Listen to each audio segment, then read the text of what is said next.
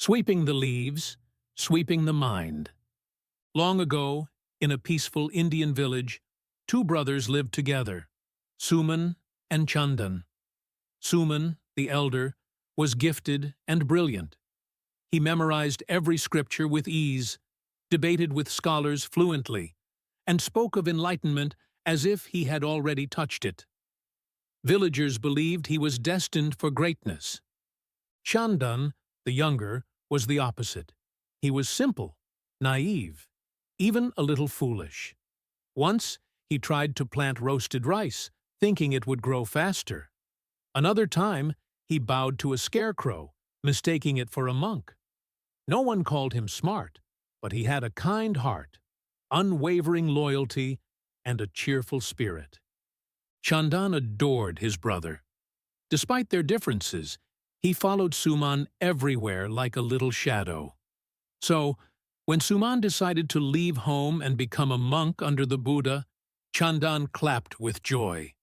"I'm coming with you," he said. Suman hesitated. "This path isn't for everyone. It takes understanding." Chandan smiled. "I don't need to understand everything. I just want to be near you." So the two brothers left their village, walking dusty roads toward the monastery. Suman was determined to seek enlightenment. Chandan simply wanted to stay by his brother's side. At the monastery, Suman quickly stood out. He absorbed the teachings of the Buddha effortlessly, meditated with deep focus, and impressed the senior monks with his insight and discipline. Chandan, however, struggled to adjust. He would get lost trying to find the meditation hall, and once brought a goat into the prayer room, thinking it had been reborn as a monk. Some monks laughed behind his back. Others shook their heads in disbelief. Even Suman, though he loved his brother, began to feel frustrated. One night, he whispered, "Try harder, please. This is a place of discipline." Chandan nodded quietly. "I will. I just understand things more slowly than others." The next morning, the Buddha called Chandan to him. With gentle eyes, he said, "Brother Chandan, I have a task for you. From today on, you shall sweep the monastery grounds. Every morning and every evening. Keep the paths, courtyards, and steps clear." Chandan blinked. "Sweep?" "Yes," the Buddha affirmed. Chandan bowed. "I will do it." Later, Suman approached the Buddha and asked, "Venerable One, how will sweeping help my brother understand the path?" The Buddha smiled. "He does not need more words. He needs to see with his heart. Let the broom be his teacher." And so, Chandan began his daily sweeping. At dawn, before others awoke, he was already sweeping leaves from the stone paths. In the evenings, after everyone had settled into meditation, he continued. His motions were slow and deliberate, filled with care and intention. As time passed, Chandan began to notice patterns. The wind would always blow leaves into the same corners. No matter how clean he made the path, by the next day, the leaves would return, again and again. One morning, after finishing his sweeping, Chandan stared at the path he had just cleared. It was already littered with new leaves. That evening, he approached the Buddha. "Bhante," he asked softly, "may I ask something?" "Of course," the Buddha replied. "I sweep the leaves every day, but they fall all over the ground again the next day. I clean, but it never stays clean." The Buddha nodded. "Because the trees keep letting go. That is their nature." Chandan fell silent.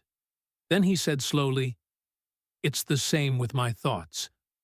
Even when I feel calm one day, the next day I'm full of worries again." The Buddha smiled. "Yes, the mind also sheds anger, sorrow, restlessness. That is its nature. Chandan looked at his broom with wide eyes, realization dawning. So, just like sweeping the ground, we must also clean the mind. The Buddha nodded. Exactly. The next day, the Buddha called all the monks to gather. Today, he said, Brother Chandan will speak. Gasps and whispers rippled through the crowd. Some monks looked puzzled, others chuckled. Even Suman was stunned. Chandan stepped forward, still holding his broom. His voice was gentle and a little nervous. I'm not good with words, he began. I can't explain big teachings, but I sweep every day. At first, I thought it was just a chore, but I noticed something. No matter how well I sweep, the next day, the ground is covered with leaves again. He paused and looked at the monks. Then I saw that my thoughts are the same.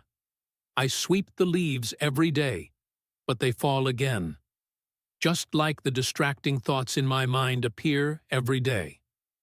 So I realized we should also take care of our thoughts and clean them daily. Because even if anger or sadness returns, that's okay. What matters is that we keep sweeping. He bowed his head. That's all I know. The courtyard was silent. Then the Buddha said, This is true wisdom, not from books, but from the clarity of heart. Suman sat in silence. He had spent years studying, debating, meditating, yet his brother, the one once called foolish, had spoken the deepest truth of all, with nothing but a broom in hand. That night, Suman found Chandan sweeping under the moonlight. You were amazing today, Suman said. Chandan chuckled. My knees were shaking. You taught me more in one moment than I've learned in 100 lectures, Suman said. Chandan blinked. Really? I just spoke what I saw. Suman smiled, picked up a second broom, and said, Then let me sweep with you. And so, the two brothers moved together, gently brushing away the fallen leaves, not just from the ground, but from within themselves. Chandan never stopped sweeping. The leaves always came back, and every time he greeted them with calm hands and a clear heart. Because now he knew the practice is not about making things stay clean. It's about cleaning with care every single day.